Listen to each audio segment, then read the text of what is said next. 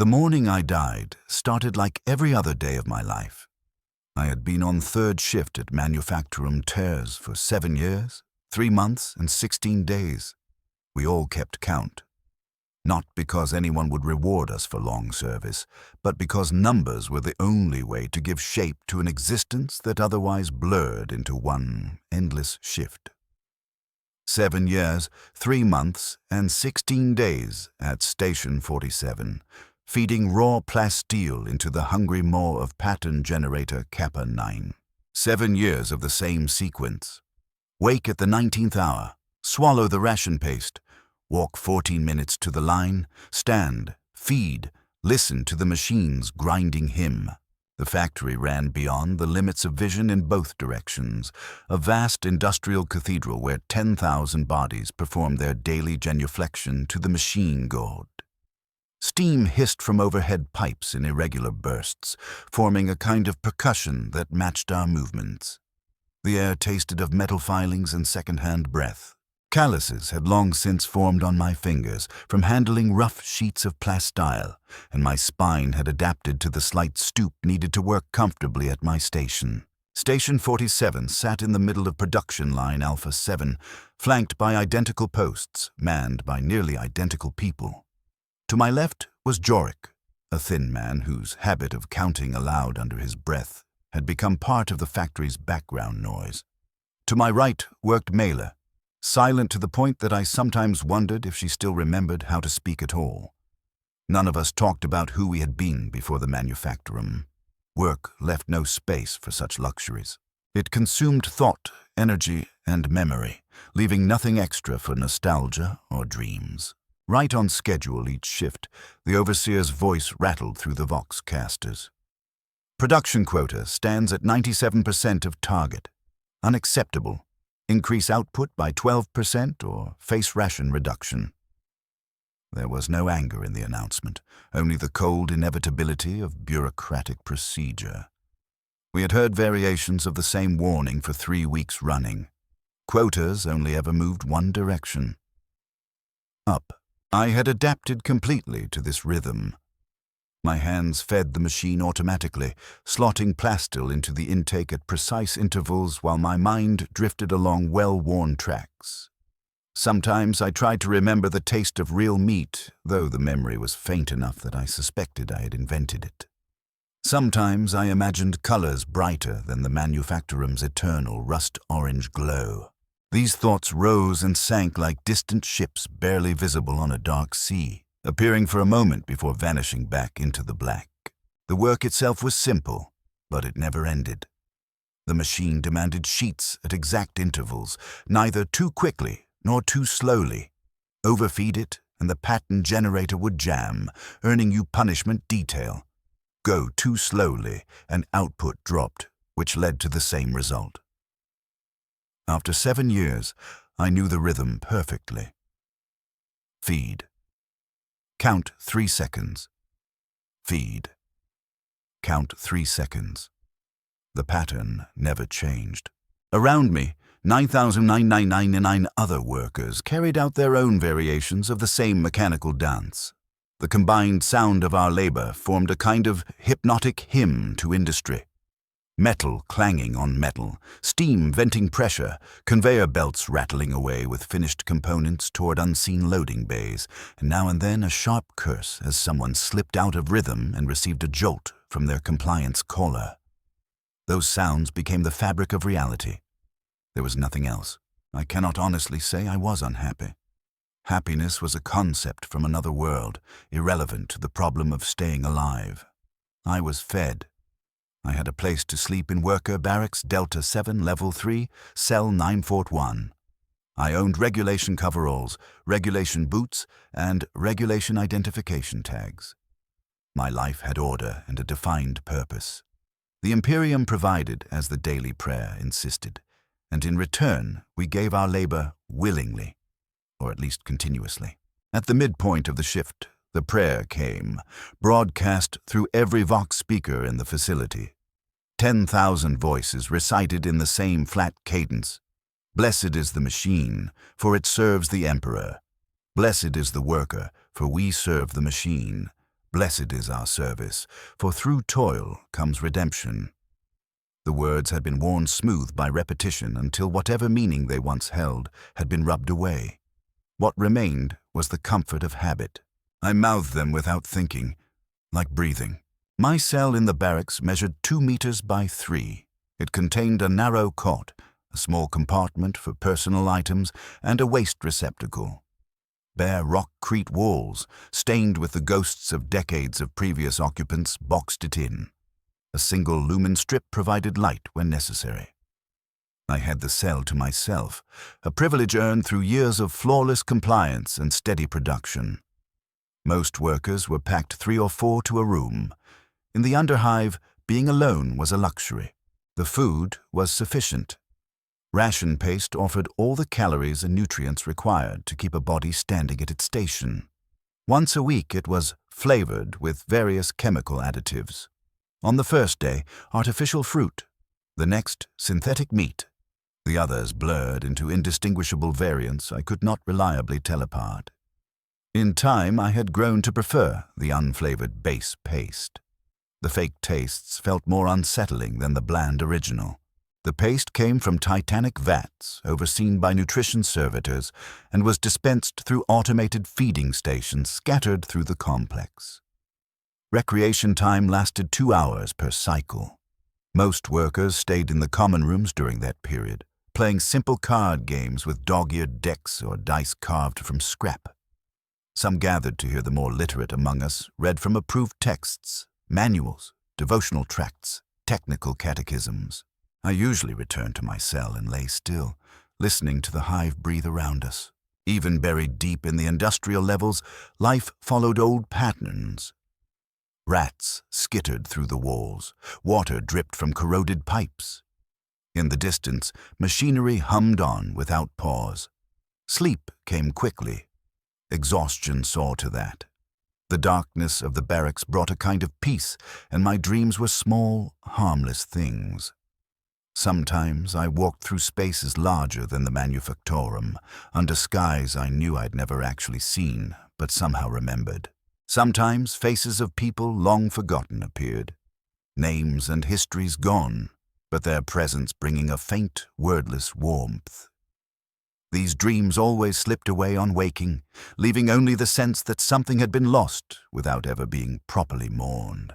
After 7 years, the routine had become flawless. I knew the exact number of steps from my cell to the factory floor. I knew which corridors were regularly occupied by maintenance servitors and when to avoid them. I knew the best time to visit the washing facilities to avoid crowds. Every part of my existence had been reduced to patterns that minimized discomfort and preserved energy for the line. Change felt impossible in such a place.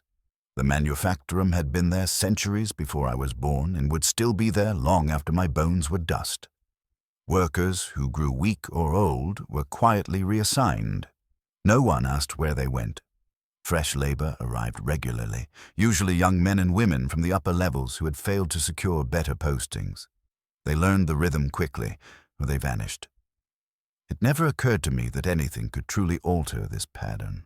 The Imperium was too vast to imagine, and my position within it was smaller than a grain of sand. I was the worker at Station 47 on production, Line Alpha 7 in Manufactorum Turs of Hive Turs, on a world whose name I'd long since forgotten. My universe was the factory, the barracks, and the corridors that connected them. That felt not only acceptable, but correct. The day everything changed began with the same cold ritual. The shift klaxon tore me from sleep at the 19th hour, as it always did. I stood up at once, my muscles responding with drilled, reflexive obedience. Regulation coveralls, then boots, then ID tags around my neck. The tiny mirror above my storage compartment reflected a face I barely recognized as mine. Weathered by chemical air and marked by subtle signs of prolonged exposure to industrial processes. The walk to the floor took the familiar route. Down 3 levels in the cargo lift, through Corridor Gamma Prime, past the shrine of the machine god where incense smoldered constantly before the shell of an ancient cogitator. Left at Junction 7, right at Junction 12, then straight on to the final checkpoint where servitors scanned our tags with unblinking precision. I had walked this path every day for 7 years, 3 months, and 16 days. Station 47 awaited exactly as I had left it 8 hours before. Stacks of plastile sheets stood ready beside the intake chute. Pattern generator Kappa 9 hummed softly in standby.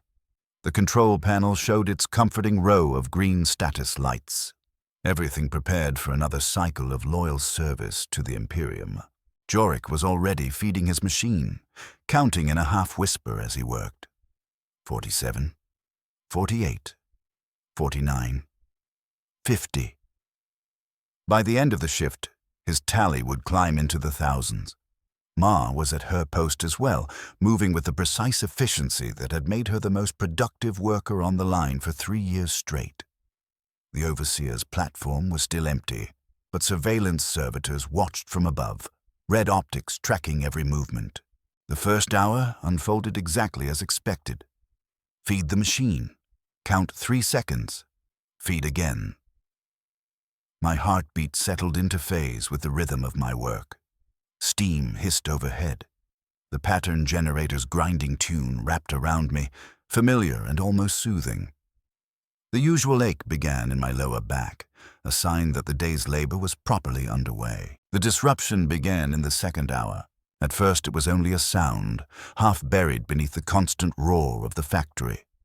A new rhythm intruded on the old, a steady march of boots, synchronized and precise, moving through corridors built for cargo and workers, not soldiers.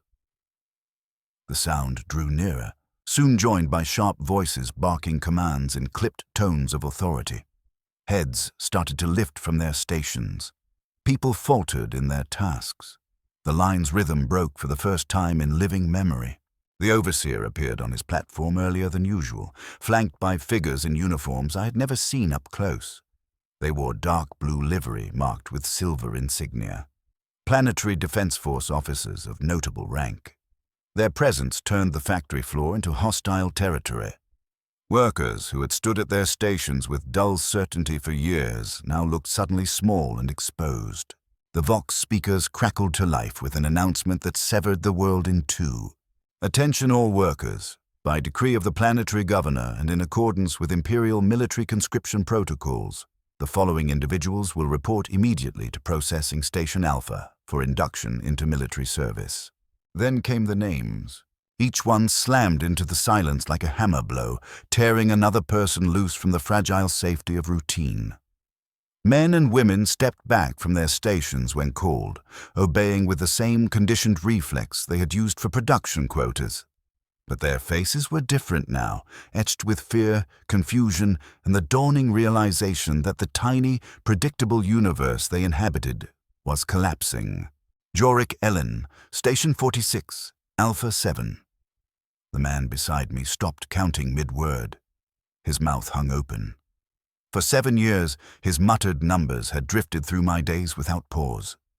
Now, suddenly, there was only silence. Ma Korth, Station 48, Alpha 7. The woman on my right detached herself from her machine. Her legendary efficiency no longer had any meaning.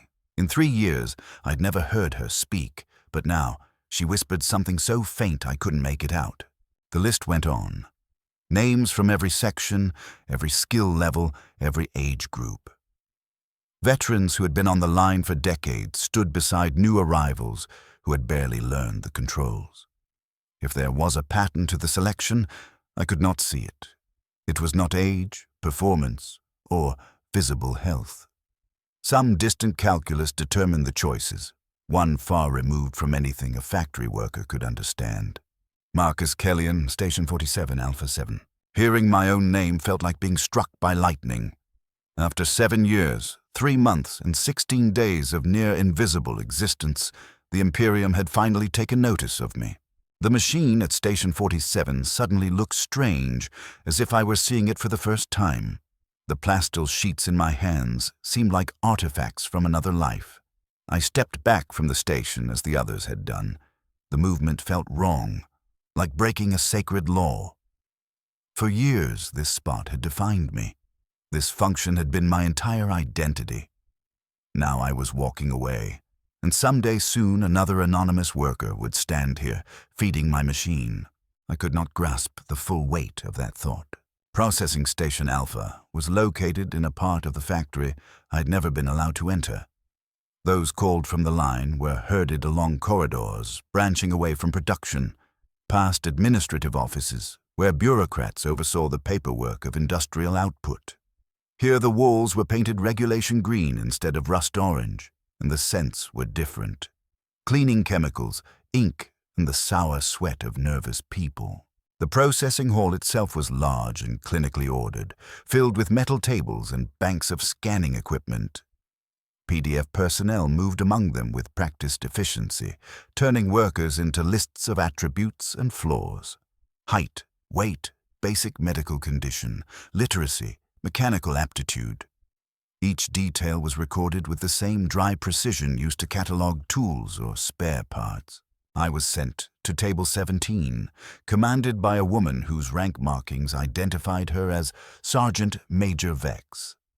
Her face carried the worn look of someone who had carried out this duty for many years and seen countless frightened faces pass before her. She kept her attention mostly on her data slate, asking questions in a tone that assumed instant obedience. Full name: Marcus Kellion. Age? I hesitated. Time in the manufactorum was counted in shifts and quotas, not years. 28 standard years. Previous military service? None. Specialized skills? Factory work. Pattern generator operation. She noted everything, occasionally glancing up as if to confirm that my physical form matched the data she was entering. The interrogation continued. Family status? None remaining. Education? Limited.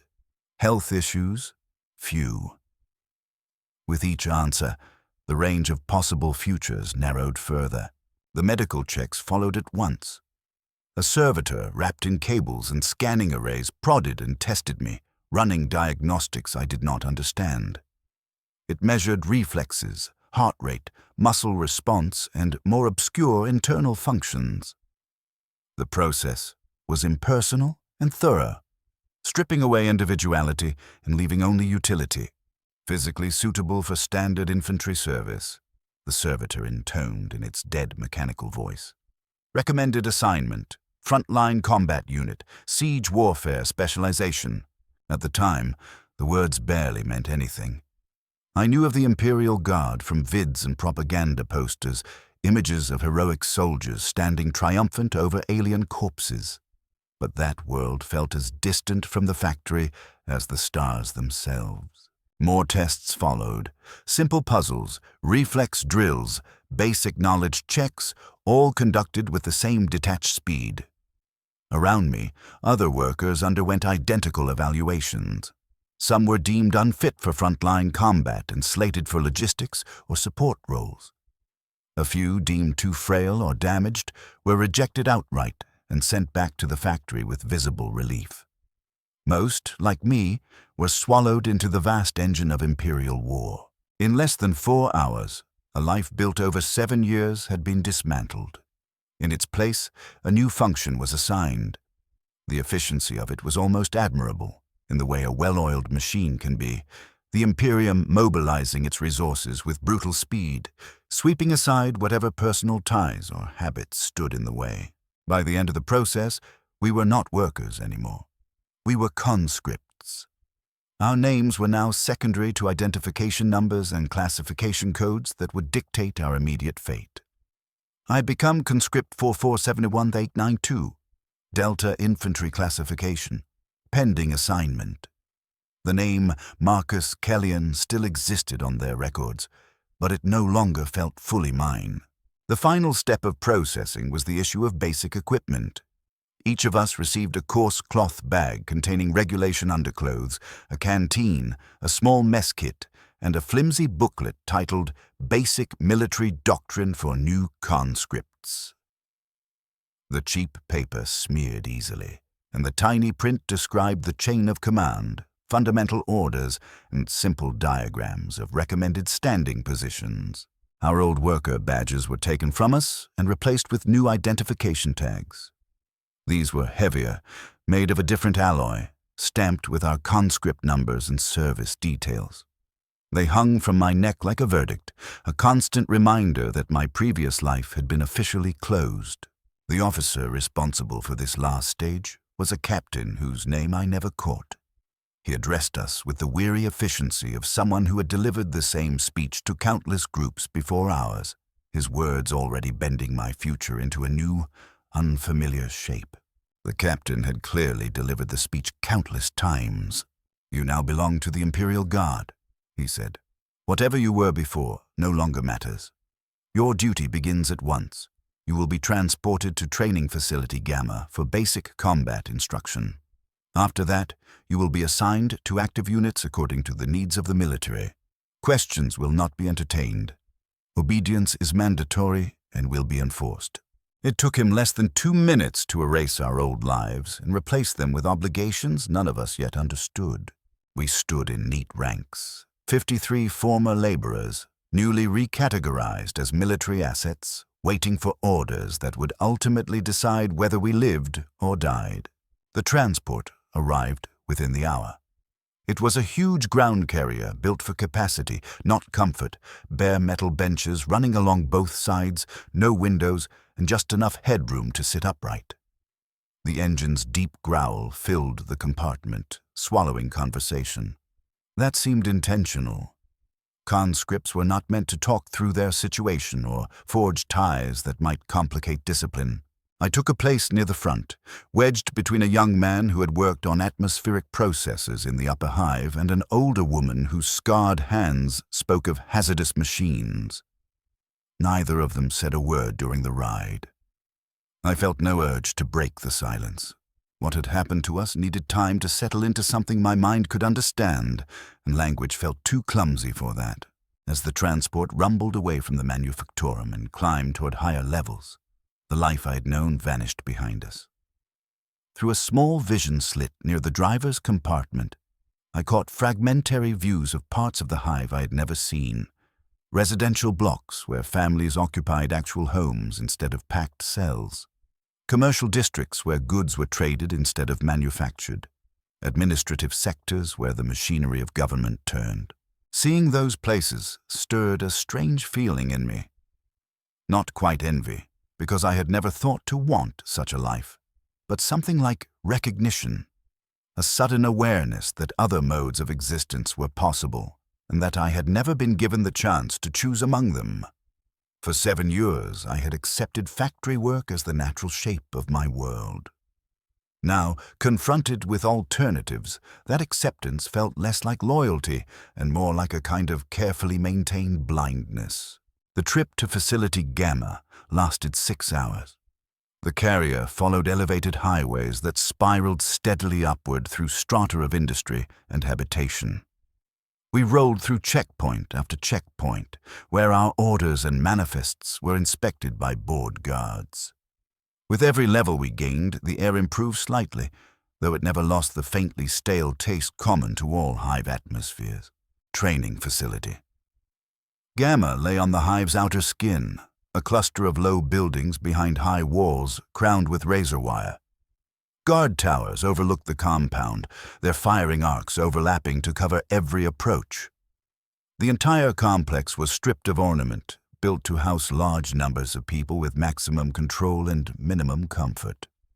It was not meant to be inspiring, only efficient. Intake there made the factory's processing look casual. We were ordered to strip, marched through decontamination, then handed our new identities in cloth form.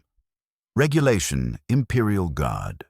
Fatigues of coarse green canvas, stiff boots that would raise blisters long before they softened, and equipment belts that hung awkwardly on bodies used to worker coveralls. Anything we had brought from our previous lives was confiscated, catalogued, and locked away with the promise that it would be returned upon completion of service. Given what little I had heard of guard casualty rates, the policy seemed more hopeful than realistic. My own worldly possessions amounted to a worn prayer book. a handful of photographs whose faces I could no longer name, and a mechanical watch that had belonged to my father.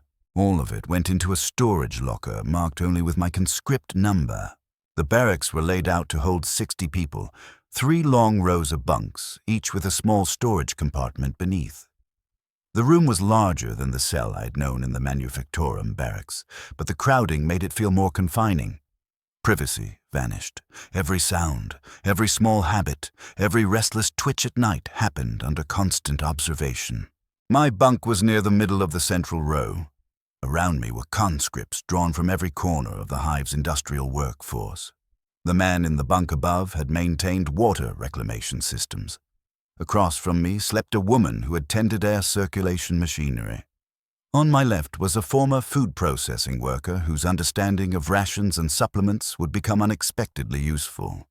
We were a condensed sample of the hive's labor force, redirected from production to destruction. I did not sleep that first night. The noises were wrong. Instead of the distant drone of machines, there were voices, coughing, shifting bodies, the whisper of unfamiliar cloth. The air was thick with the smell of too many people crammed together, sharpened by the sting of military cleaning agents. Even the darkness felt unfamiliar, interrupted by safety lamps and the occasional sweep of a searchlight across the barred windows. I lay on the thin mattress and tried to make sense of the break in my life. Less than a day earlier, I'd been a factory worker with a fixed position and a foreseeable future. Now I was a conscript on the threshold of training in skills whose main purpose was killing and being killed. The change was so abrupt that it felt unreal, but the rough weave of the blanket against my skin was a constant, abrasive reminder that it was happening. Around me, others were grappling with the same reality in their own ways. Some muffled quiet sobs in their pillows, grieving the loss of familiar routines. Others stayed utterly still, perhaps hoarding their strength for whatever trials awaited us. A few whispered in the dark about homes and families, reaching instinctively for connections that the guard would eventually discourage or crush. The fear in the room was universal, though it wore different faces. Fear of the unknown drills that would begin at dawn, fear of the battlefields that lay beyond training, fear of dying for an Imperium that had only acknowledged us to claim our lives. There was no comfort in that fear, only clarity. Eventually, exhaustion won out where calm could not, and I drifted into a broken sleep, my dreams stitched together fragments from both halves of my life. I was at Station 47 again, but instead of feeding plastil into a pattern generator, I was feeding ammunition into weapons I had never handled. I marched down corridors that ended not in production lines, but in blasted landscapes.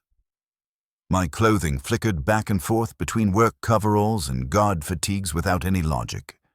Nothing quite fit. Morning came with a blast of klaxons, similar to the factory shift alarms but somehow sharper, more aggressive. All around me, conscripts lurched into motion with varying quickness. Some snapped awake at once, responding as if they had trained for this their entire lives. Others needed shaking or shouted reminders before they moved.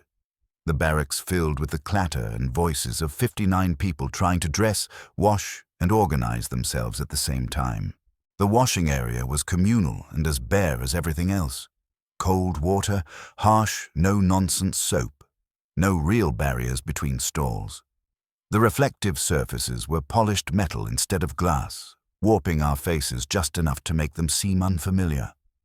I stared at the twisted image of myself, trying to see the factory worker who had stood at Station 47 inside the conscript I was becoming. We took breakfast in a large mess hall beside the barracks.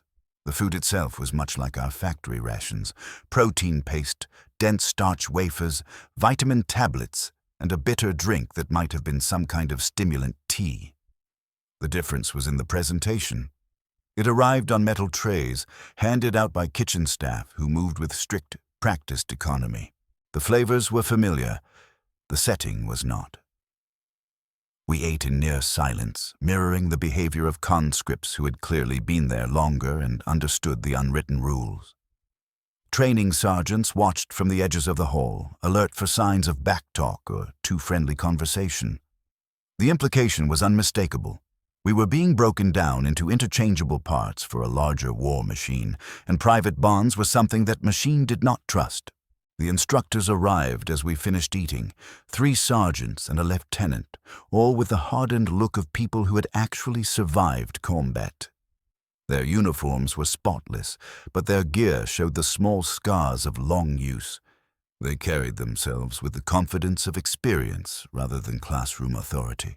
Lieutenant Herrick spoke for them, his voice clipped and businesslike. "You are now entering basic combat training," he announced. "This course will last 6 weeks and will prepare you for assignment to active guard units. You will learn to obey orders without argument. You will learn to use your weapons correctly. You will learn how to function in combat conditions. Many of you will not complete this training. Those who fail will be reassigned to support positions or sent back to civilian life with permanent notation in your records." He went on to outline daily routines, rules of conduct, and the penalties for various offenses. Everything he said was practical, but behind the details lay a simple truth. We were raw material to be reshaped into tools. Tools that did not meet pattern would be discarded or repurposed. Training started at once. We were marched to an armory shed and issued the standard instruments of an infantryman's trade: Las rifles, simple, time-tested energy weapons, their power packs, cleaning kits, and a handful of basic maintenance tools. Each of us also received a thin instruction booklet written in the stripped-down language used for recruits with minimal schooling. The Las rifle felt unfamiliar in my grip. It was heavier than any tool I had used on the line, but the weight was balanced for quick aiming rather than lifting or pushing.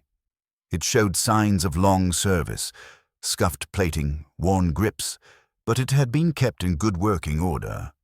A small metal tag near the stock bore scratched markings that might have once been names or unit numbers. Sergeant Vex, the same woman who had overseen my processing at the factory, conducted our first lessons in weapon handling. She demonstrated how to carry the rifle, load and unload it, clear jams, and observe safety procedures. Her instruction was grounded in practice, not theory. She cared only that the weapon worked, and that we did not kill ourselves or our squad mates by mishandling it. "This last rifle will keep you breathing if you care for it and use it properly," she said, stripping the weapon down in a few swift, practiced motions. "Treat it carelessly, ignore procedure, and it will kill you just as quickly as the enemy will. That choice is yours.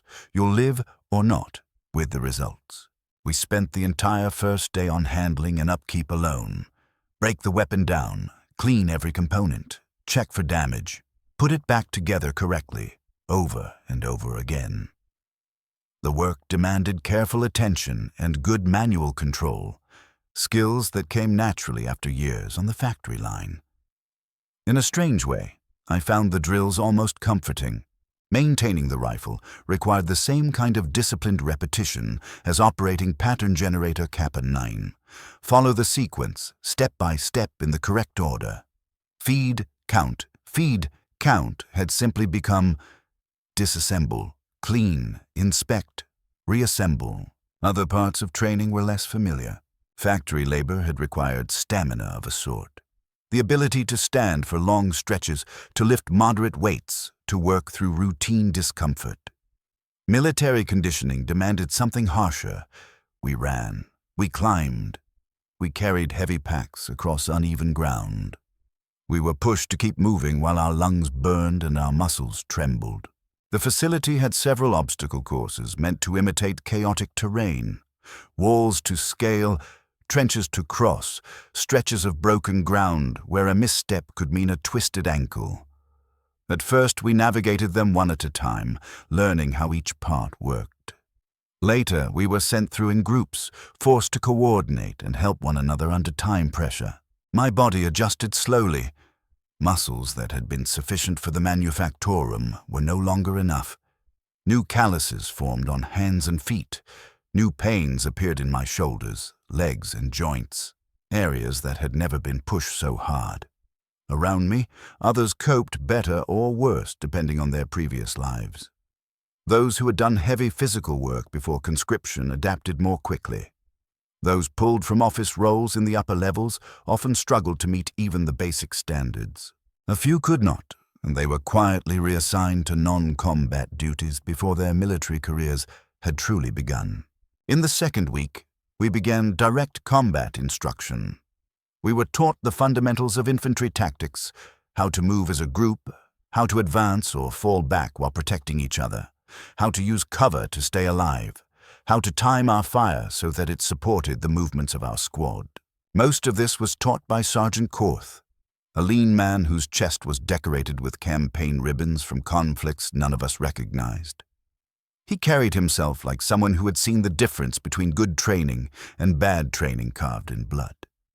His voice was calm, but there was urgency in everything he said. "The enemy's goal is to kill you," he told us during a lesson on defensive positions. "It isn't personal. They don't care who you were or what you believe. They do it because you wear the colors of the Imperial Guard, and they stand against the Imperium. Your only chance of surviving is to kill them first and do it more efficiently than they can kill you." For live-fire drills, we used training versions of the last rifles that shot low-power beams. A hit stung sharply, but left no lasting injury. We began with simple marksmanship, firing at fixed targets, learning how to stand, how to control our breathing, how to squeeze the trigger instead of jerking it. The weapon's straightforward design made it easy to understand, but hitting the same spot consistently took focus. To my surprise, I was competent at it. Years of precise, repetitive work had given me steady hands and the ability to center my attention on small tasks. There was a rhythm to deliberate, aimed fire that echoed the rhythm of the factory line. Repeat the same motion exactly, again and again, without letting fatigue erode the quality. Training gradually grew more complex. Targets started to move. Some appeared only for a moment and then dropped away. We fired while walking, then while running. We fired while sergeants shouted conflicting orders or insults, trying to knock our concentration off balance. The intention was obvious, to see if we could still function under pressure. The hardest part came when the targets changed shape. The switch from neutral plates and geometric markers to cutouts shaped like human bodies brought a sudden resistance none of the instructors had mentioned. Even knowing they were just training props, something inside me balked at pointing a weapon at a human outline and pulling the trigger. It felt different. Sergeant Vex addressed that hesitation during a one-on-one session at the range. "The people who will shoot at you won't pause to consider how you feel," she said, watching me sight down the barrel at a human silhouette. "They won't wonder whether it bothers you. They won't wait while you fight through your doubts. If you can't bring yourself to fire on a piece of painted board shaped like a person, you won't be able to do it when the person on the other end wants you dead." She was right, of course. The training was not meant to be comfortable. It was meant to prepare us for something civilian life had never demanded: the ability to take human life on command. Killing, for an infantryman, was as expected as operating machinery had been for a factory worker. Whatever moral questions attached to that fact came second to our immediate survival. I learned to overcome my reluctance by narrowing my focus. I treated the target as a technical problem rather than a stand-in for a living being. Sight picture, breath, trigger, adjust, fire again. If I thought of it in those terms, the unease faded enough for me to keep shooting. The separation felt wrong on some level, but it was the only way forward. By the third week, we had moved fully into squad-level exercises. We were grouped into 10-person units, each with a temporary squad leader chosen from those who had done well in earlier drills. My squad was a mix of backgrounds: water workers, chem plant hands, maintenance techs, clerks, reflecting the Guard's habit of drawing its soldiers from every stratum of Imperial society. Operating as a squad was far more complicated than individual firing drills. We had to advance while keeping each other covered, combine our fire to pin down opposing positions, evacuate imagined casualties while still maintaining pressure on simulated enemies. The training scenarios increased in difficulty, forcing us to use multiple skills at once and react quickly to changing instructions. We discovered that communication was as important as marksmanship. Infantry work relied on a constant exchange of information: where the enemy was, how much ammunition remained, who was injured, what orders had changed. We practiced using vox units, hand gestures, and spoken commands until they became reflex rather than conscious decisions. The vox sets themselves reminded me of the factory's announcement system, but these were built for two-way use and to survive battlefield abuse. Learning the proper codes and procedures was vital. A garbled message or a delay at the wrong moment could mean friendly casualties or the loss of an entire squad. Communication failures, we were told, didn't just cause confusion, they got people killed. Friendly fire, missed orders, bad timing, any of it could destroy a squad. Our own squad leader was Conscript Yelena Voss, formerly a supervisor for atmospheric systems in the Upper Hive. The skills she'd used to manage civilian crews translated seamlessly into the Guard. She was quick under pressure, decisive without hesitation, and she could make herself understood in a handful of words. Under her direction, we stopped behaving like 10 separate conscripts and began to move like a single organism. In the 4th week of training, they introduced us to heavier weapons and specialist gear. Some of the recruits showed an instinctive feel for crew-served weapons, heavy bolters, mortars, emplaced guns. Others were pulled aside for demolitions work or communications training. These decisions would shape our eventual postings and quietly alter our odds of survival. I stayed where I had begun. Standard infantry, armed with a las rifle and the usual kit. It was the most common fate and, I suspected, the most expendable. My test results, combined with the Guard's endless hunger for line riflemen, made the choice unsurprising. Specialists mattered, but the foundation of Imperial military strength was still the ordinary soldier with a basic weapon and just enough training to use it well. During this phase, equipment maintenance took on new weight. We were drilled in how to patch up damaged weapons in the field, how to improvise when the right spare parts weren't available, and how to keep our gear working even when conditions went far beyond what the designers had intended. A malfunction in combat could cost more than a reprimand. It could cost a life. As we progressed, the training itself shifted from controlled drills to something that felt much closer to war. Live ammunition replaced low-power training beams. Our exercises now included simulated casualties, forcing us to continue our objectives while dealing with wounded squad mates. Sleep was rationed as tightly as food, turning every task into an effort performed under strain. One exercise in particular stood out. We were ordered to storm a mock-fortified position while carrying full combat loads on almost no sleep. The course was riddled with obstacles that demanded cooperation to overcome, entrenched enemy positions that had to be suppressed with coordinated fire, and scripted casualties that demanded immediate medical attention even as the scenario continued. I realized at some point in that chaos that my body was moving almost without conscious input. The las rifle had become an extension of my arms and shoulders. Not an alien tool, but a familiar limb. Our squad advanced and shifted as though guided by a single will. Everyone knew where to be and what to do, with no need for step-by-step instructions. We completed the objective, but the price was written on our faces and bodies. Several conscripts required real medical attention for sprains, bruises, or worse. Others showed the hollow-eyed look of people whose minds were fraying under pressure. The instructors recorded all of this without visible emotion, just more data in an endless stream of assessment. The 5th week was devoted to battlefield medical training. Every one of us was taught basic trauma care, how to stop bleeding, manage shock, splint broken limbs, and drag or carry casualties while under fire. The training aids were disturbingly realistic, complete with artificial blood and mock wounds styled after common infantry injuries. This part of training unsettled me more than the weapons ever had. It forced us to confront the physical consequences of combat in a way target practice never did. It was no longer abstract. These were the kinds of injuries we might suffer or have to treat in people we knew. At first, the simulated wounds made my stomach twist and my hands shake. But repetition and necessity eventually pushed those reactions down. The skills were too valuable to discard because of unease. As with shooting at human-shaped targets, I had to split my mind in two. One part focused on the technical steps, the other forced into silence.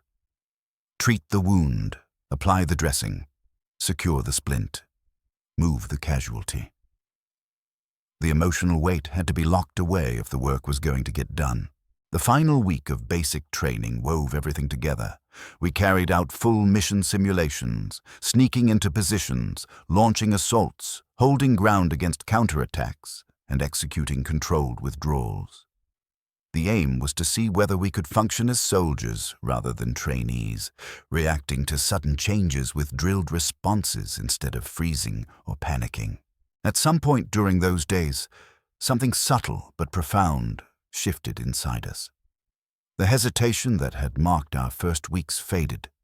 Reflex took over. When a target appeared, we fired. When an order came, we moved. When someone went down, we stepped over them or dragged them clear and continued the mission.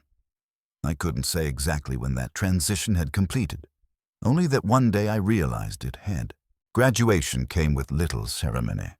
We stood at attention on a parade ground while officers whose names meant nothing to us recited speeches about honor, obligation, and service to the Emperor. Their words were formal, polished, and remote. There were no personal congratulations, no acknowledgement of individual effort. The message was implicit. We were now shaped components, ready to be slotted into the vast engine of Imperial warfare. Our assignments were handed out immediately afterward.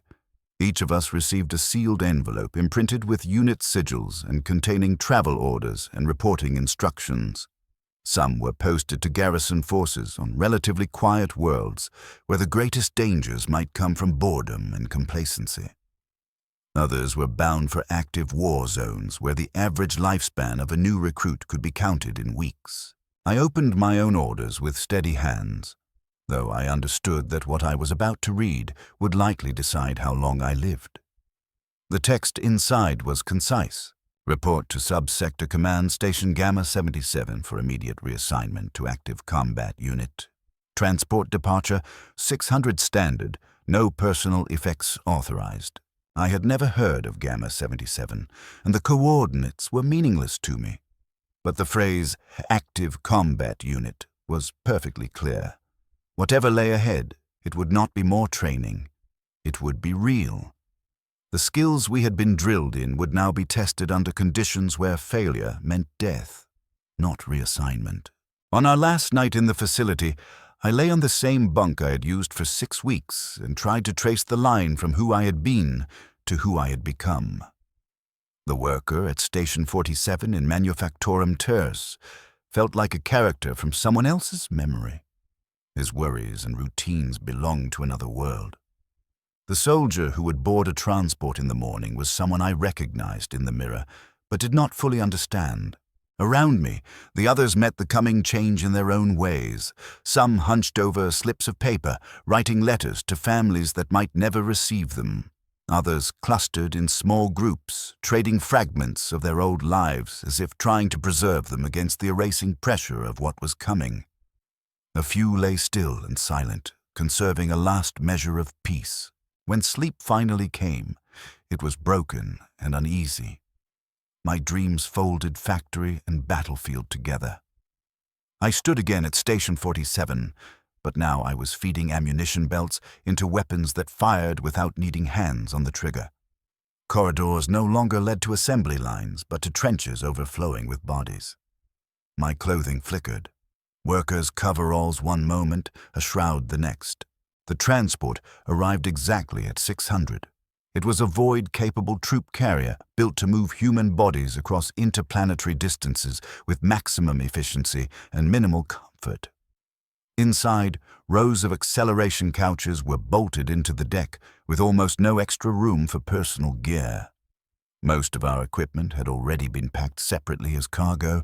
I was assigned to Couch 17 Row C, flanked by strangers whose destinations and eventual fates I would never know.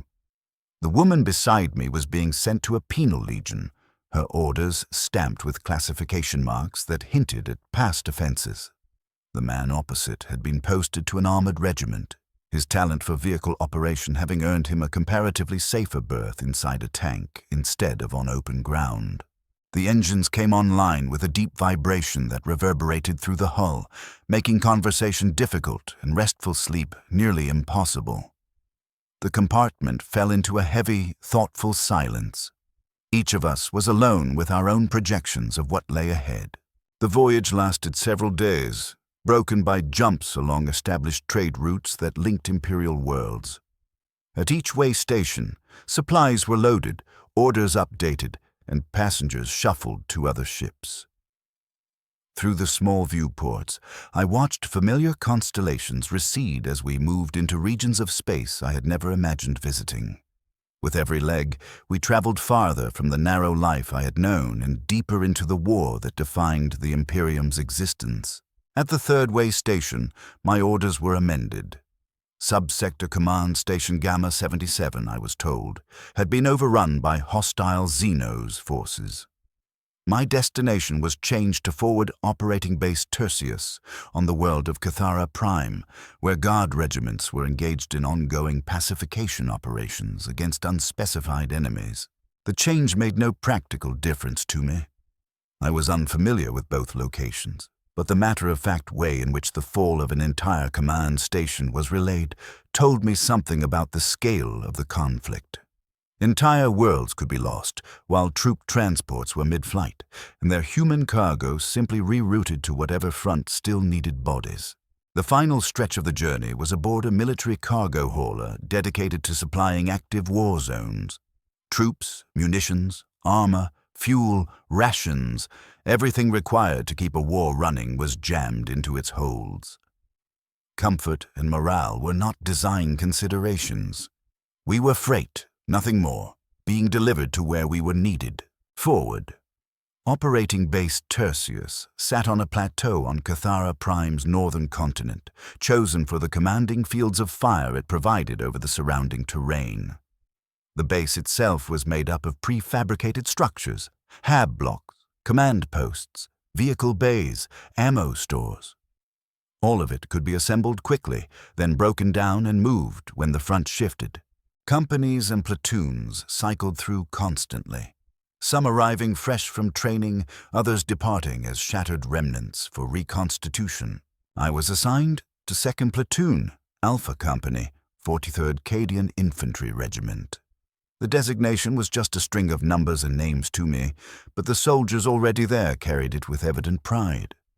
The 43rd had fought in battles across the subsector, and its banners and honor marks were displayed prominently in the company command area.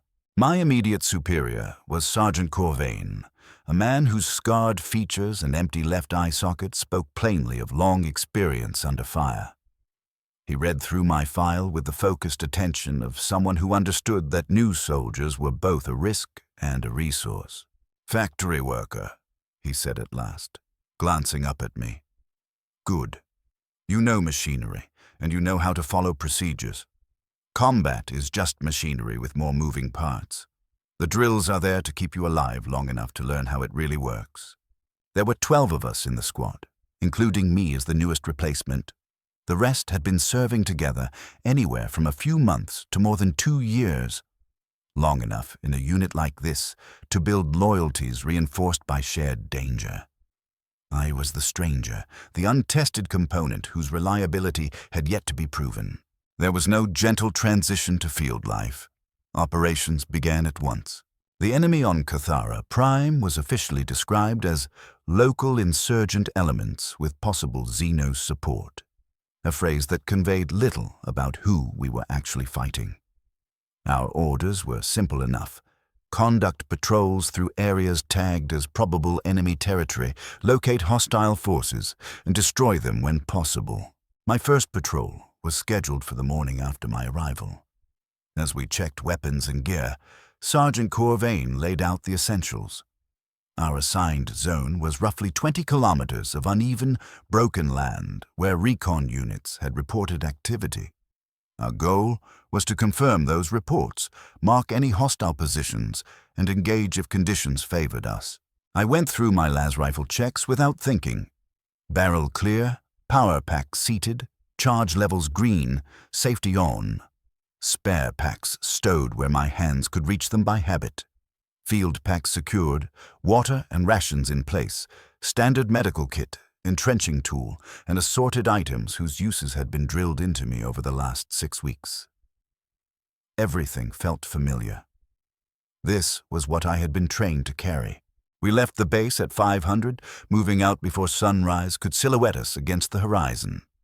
The formation was textbook.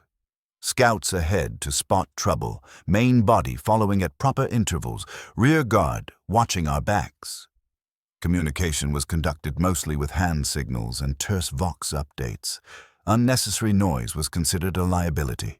Cathara Prime's terrain was harsh. Jagged outcrops of rock gave us cover but also funneled our movement into predictable paths.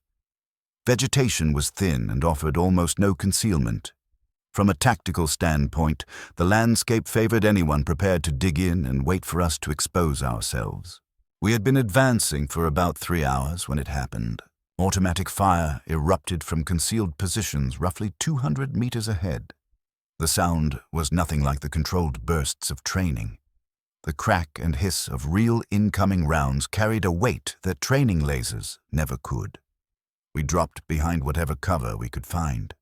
Dust and splinters kicked up around us as rounds chewed at the rocks. Sergeant Corvain's voice came through the vox with calm, deliberate clarity.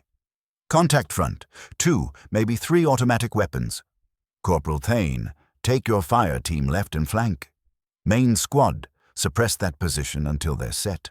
I found myself crouched behind a chunk of stone just tall enough to shield most of my body while still letting me peek over the top.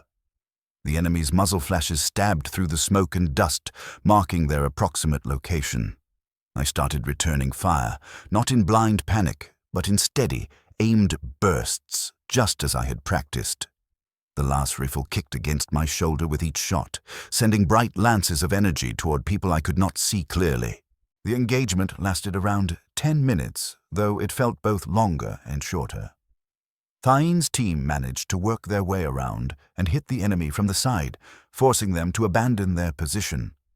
When the firing died, we advanced cautiously, moving exactly as we had during exercises, one element covering while the other moved.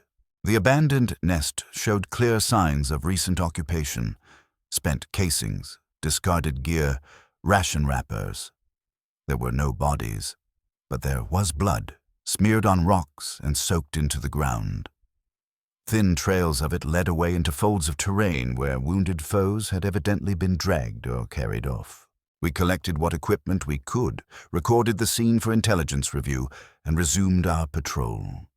I had fired on human targets for the first time in my life, possibly killing or injuring people whose faces I would never see and whose reasons for fighting I would never know. The experience felt neither glorious nor shattering.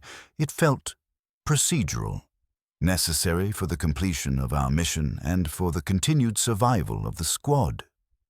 Training had done its work. Whatever emotional reaction might once have paralyzed me had been dulled into something manageable. We continued for another 6 hours without further contact, sweeping our assigned area and logging suspected enemy sites and approach routes for future operations. By the time we returned to base, our mission was deemed successful. We had gained information, driven the enemy from at least one position, and taken no casualties. That evening, Sergeant Corvain led the debrief. He dissected our performance, praising what had worked and highlighting mistakes. My actions during the firefight were judged satisfactory. I had done what was expected of a new soldier and avoided errors that might have endangered others. I had, in his terms, proven myself basically functional, capable of doing my job without constant correction. Days blurred into a rhythm of patrols. Morning briefings, gear checks, movement into the field. Contacts when they happened, fighting according to doctrine, return to base, post-mission reviews. The structure was not unlike factory life. Repetitive tasks, consistent standards, constant pressure to perform without error. Only the stakes had changed. Quality control now meant the difference between a squad coming home intact or not at all. Gradually, combat settled into a kind of grim normalcy, the first jolt of incoming fire, the first burst of fear when orders were shouted, all of that dulled with repetition. In its place came a sequence of practiced motions: load, aim, fire, reload, shift position, coordinate with the squad, treat the wounded, move on. After 2 weeks of this, replacement requests began. Private Kellum was the first in our squad to die. Sniper's round took him during what had been described as a routine sweep. One moment he was moving with the rest of us. The next, he was on the ground, killed so cleanly and quickly that he never had the chance to call out or warn us where the shot had come from. One moment Kellum was moving forward with the rest of us. The next, he was lying still in the mud with a smoking hole punched clean through his chest. I helped carry his body back to the base, following procedures that handled a dead soldier the same way they handled damaged equipment, efficiently, without ceremony. His personal effects were gathered up for shipment to whatever family still existed in the records. His identification tags went to regimental command, so the loss could be entered into the proper files.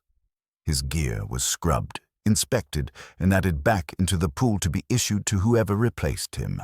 The replacement arrived the very next day. She was a young woman from the industrial levels of some other hive world. Its name never mattered enough to stick in my mind. Sent to us as a standard rifleman.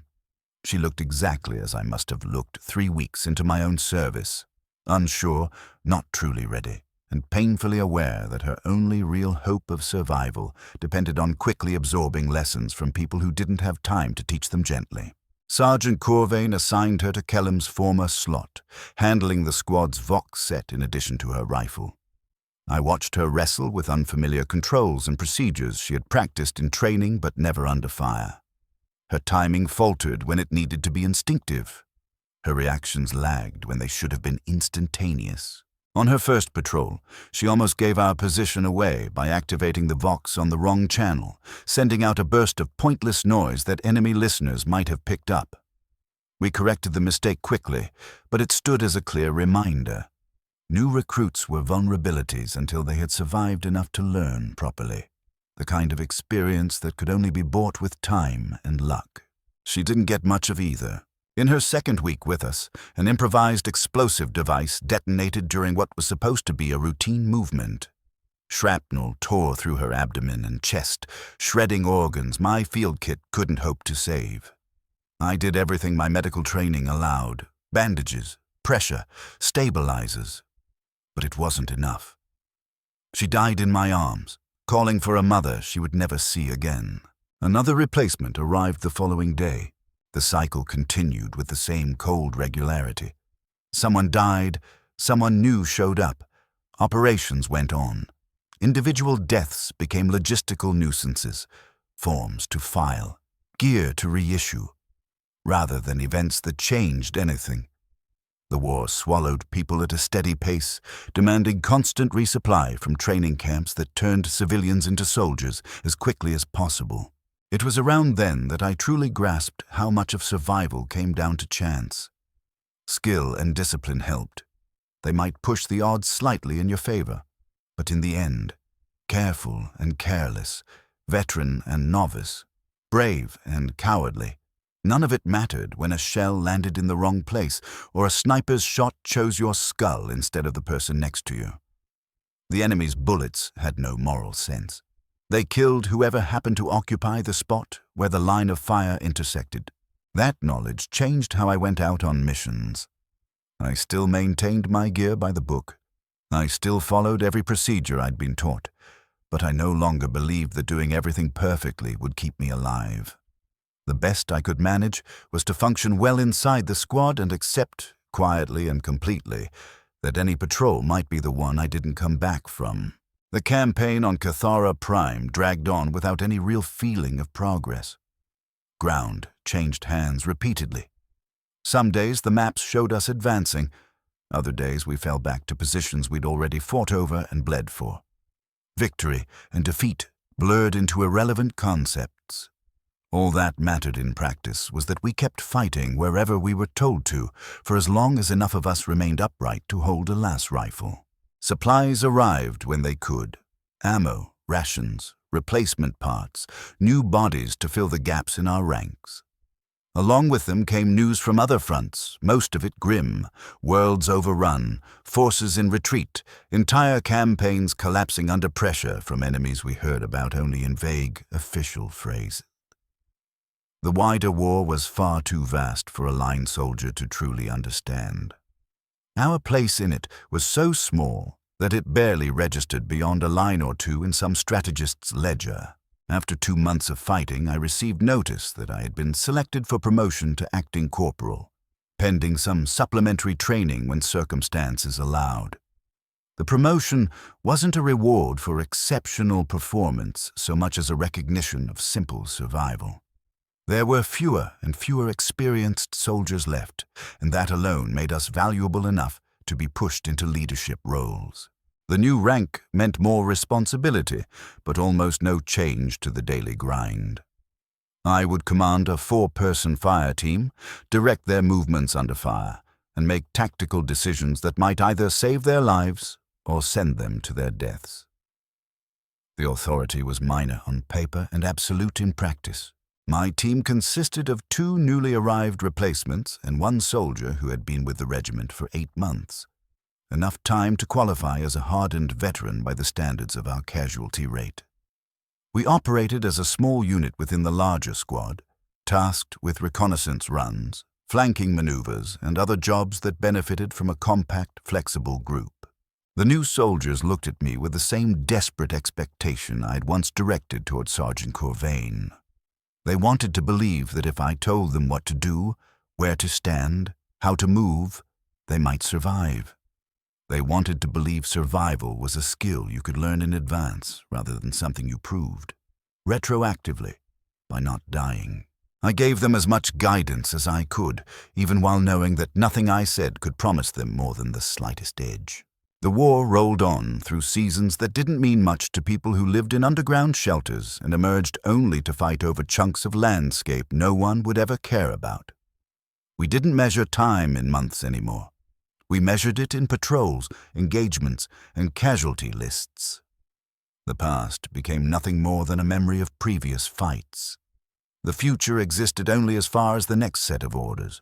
Sometimes letters from home made it through.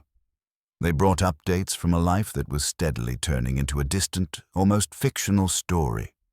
Rumors of new production quotas, shortages, minor local scandals. I learned that the manufactorum, where I had once worked, now produced munitions instead of whatever it had made before. People I had known had been drafted into other guard units, scattered across different war zones. I had no idea if any of them were still alive. I sent no replies. There was nothing I could write that censors would allow, and that anyone back home could meaningfully understand. The man who had stood at Station 47 on the line was gone. Whatever he had hoped for or worried about belonged to a version of me that no longer existed. The person in his place was defined entirely by the needs of the war. Winter shifted the balance again. The enemy adapted to the weather faster than our command did. They learned to use the low visibility and unreliable air support to their advantage, staging more ambushes and striking from terrain masked by snow and ice. Our casualty lists stretched longer. My fire team shrank. Private Kelly died under artillery fire during a withdrawal, obliterated by a shell that tore him apart so completely there was barely anything to carry. The next replacement lasted 6 days before wounds from a firefight finally killed him in the medic ward. A fight that had earned us maybe 50 meters of utterly worthless ground. His replacement survived 3 weeks, long enough to become competent and familiar before a sniper's shot ended him mid-step. The arithmetic of attrition was impossible to ignore. Each mission cost lives we could not easily replace, while the enemy, for all practical purposes, seemed able to regenerate their numbers indefinitely. Strategically, we were losing slowly but steadily, forced into ever more desperate defensive tactics just to hold what we already hadn't truly secured. Late in the winter, new orders arrived. Our company would take part in a major offensive intended to smash enemy resistance in our sector. Multiple guard regiments, armored support, airstrikes, the largest single action on Cathara Prime in over a year. Command believed, or at least claimed, that this operation would break the stalemate. We prepared the way we always did. Endless briefings on enemy dispositions, map studies of ridges, gullies, firing arcs, and potential advance routes, coordination sessions with tank units and air crews, final inspections of gear. Every effort went into creating a plan that might actually work. At the same time, everyone understood what success really meant: a pile of bodies high enough to build a path forward. The night before the attack, I sat in my shelter and wrote a letter addressed to no one. I knew it would never be sent. I wrote it anyway. I tried to put into words what it felt like to be taken from a production line, fed through the machinery of training, and then poured onto a battlefield by an Imperium that saw human beings as consumable components in a war too vast for anyone at my level to grasp. The offensive began at dawn. Artillery rolled first, a half-hour barrage meant to smash enemy defenses and disrupt their firing lines. The air filled with smoke, dust, and shards of shattered earth. When the guns ceased, the infantry moved. We advanced into a landscape transformed into a wilderness of craters and debris, exactly as the projections had suggested. At the start, everything went more or less according to plan. Our forces pushed through the outer defensive belt, meeting lighter resistance than expected. It seemed, for a brief time, that the bombardment had done its job. Then we pushed about 2 kilometers into enemy territory. Hidden emplacements that had survived the barrage opened up all at once. Fire lanced in from multiple directions, overlapping into a lattice of death that caught units in open stretches between craters. Carefully plotted lines of advance collapsed into a frantic scramble for any available cover. I lost contact with my fire team in the confusion and ended up alone in a shell hole, hugging the lip while loss and solid rounds shredded the ground around me. The Vox traffic was an incoherent tangle of panicked reports, partial orders, conflicting updates, casualties here, positions overrun there, objectives taken and then lost again. The neat diagrams of the briefing dissolved into a mess of contradictions. The fighting went on through the day. We neither advanced significantly nor fell fully back. By dusk, we were clinging to whatever ground we occupied, unwilling to retreat from positions that had already cost too many lives, unable to push forward against defenses that still hadn't broken. Command ordered us to dig in for the night and resume the attack in the morning, assuming enough of us could still stand and carry weapons. During the darkness, enemy infiltrators slipped through gaps in our lines and set up new firing points overlooking critical terrain. When we tried to renew the offensive at first light, those positions tore into the leading elements before they had a chance to gain momentum. By midday, the assault was officially abandoned, and we were told to withdraw to our original lines. The retreat took place under constant harassment. Enemy weapons continued to rake our path as we fell back. Medics and stretcher teams had to cross open ground repeatedly to collect the wounded, often becoming casualties themselves in the process. When the casualty figures were finally assembled, the regiment had lost 37% of its effective strength. We had gained nothing permanent, no lasting territorial advantage, no strategic foothold.